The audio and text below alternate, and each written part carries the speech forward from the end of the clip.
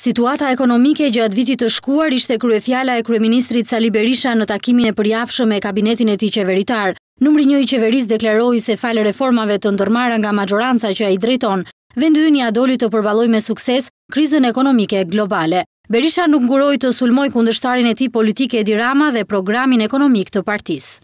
Por një u kthye prapë te koleka. Taksa progresive. Ja, kjo është politika se si të shkatroj vendet e punës. Ja, pra, kjo është politika.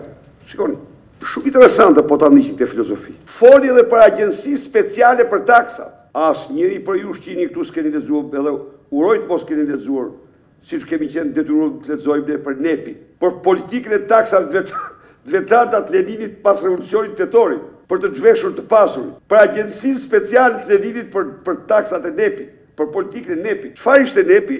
NEP-i ishte politika e rjepjes së biznesit dhe shkatrimit tyre. Tani ka përzgjedh për slogan mbrapa. Ne para, ai mbrapa. Se me këto mbrapa shkon. Me taksën e kolekt shkon drejt 45.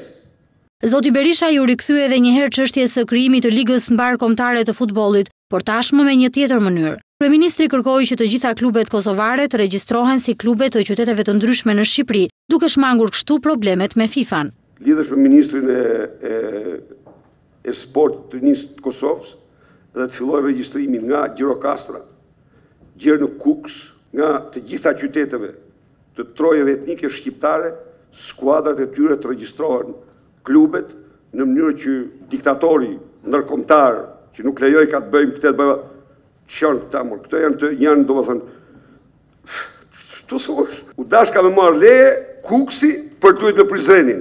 Mund ka mendje njerëzore kjo që e pranon të punë. Për të arritur këtë qëllim, Berisha garantoi se qeveria do të krijojë një fond të veçantë, ndërsa urdhëroi Ministrinë e Kulturës, Rinisë dhe Sporteve të bëjë të gjithë për llogaritjen dhe nisjen e menjëhershme të punës për regjistrimin e klubeve kosovare në Shqipëri.